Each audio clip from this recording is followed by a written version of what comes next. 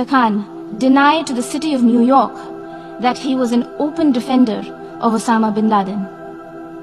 Mr. President, having mainstreamed terrorism and hate speech, Pakistan is trying to play its wild card as the newfound champion of human rights. This is a country that has shrunk the size of its minority community from 23% in 1947.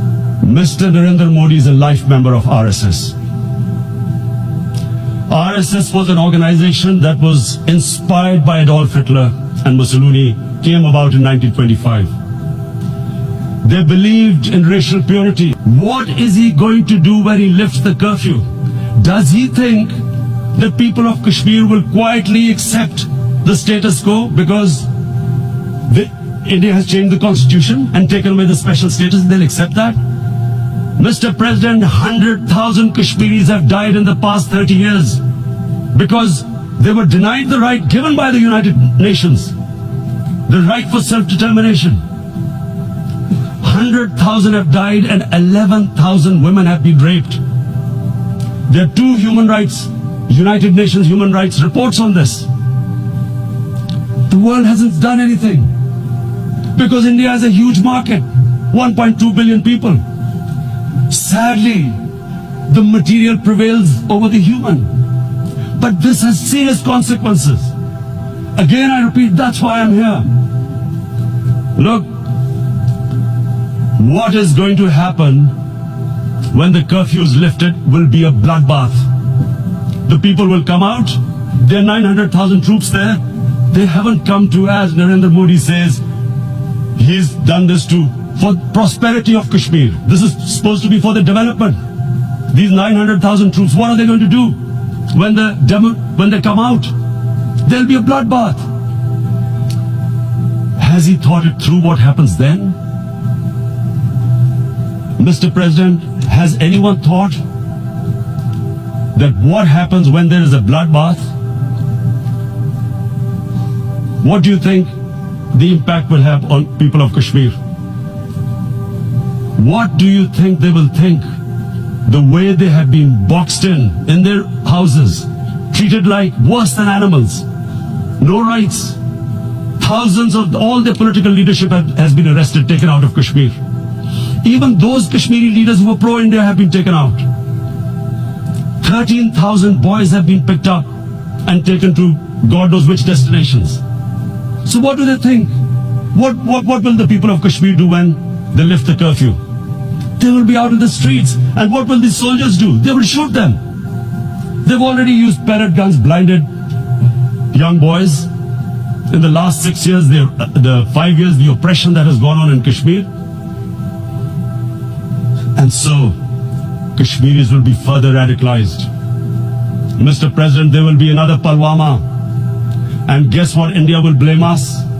They're already blaming us. They're saying all this is happening because of Pakistan. One of their defense ministers said there are 500 terrorists lined up on the border to go in. Why would Pakistan send 500 terrorists when there are 900,000 troops there? What impact are they going to make? What will they do? And why would?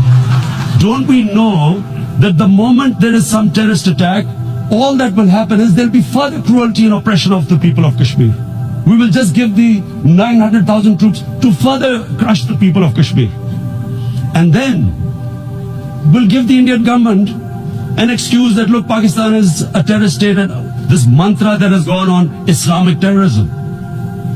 The moment you use this catchword, Islamic terrorism, the whole world turns away. No one talks about human rights. You can do whatever you want, which is what has happened in Kashmir, because they keep using this word, Islamic terrorism. And this is what they're doing right now. What do we benefit from further increasing the cruelty on the people of Kashmir? And why would we want this? But there is no other narrative left for India. As when they lift the curfew, whatever happens, Pakistan will be blamed, and there is always a danger of another Pulwama.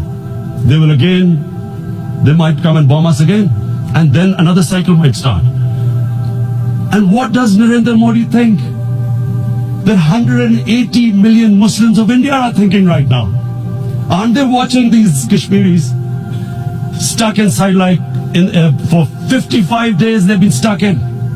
Aren't they watching? What do you think?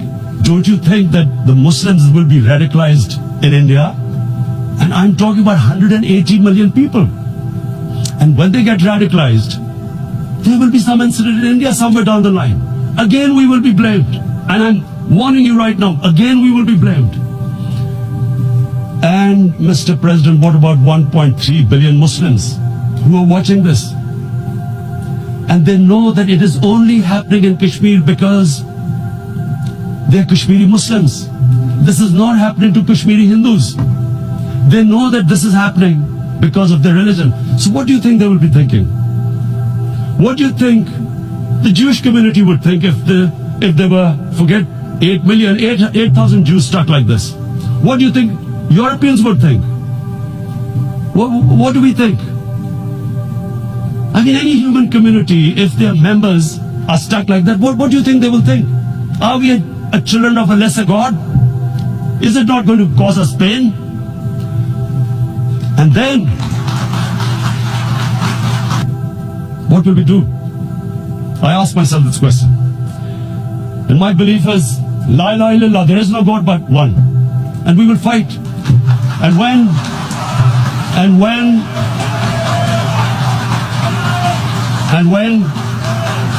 when a nuclear armed country fights to the end, it will have consequences far beyond the borders. It will have consequences for the world, which is why I repeat I'm here. Because I'm warning you, it's not a threat. It's a fair worry that where are we headed? And I've come here to tell the UN, you've got to, this is a test for the United Nations. You are the one who guaranteed the people of Kashmir the right of self-determination. They are suffering because of that. And this is the time.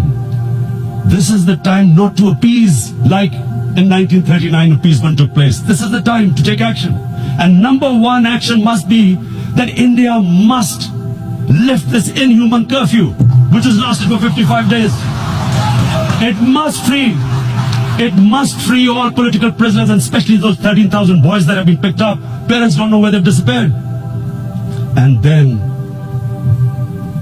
the world community must give the people of Kashmir the right of self-determination. Thank you.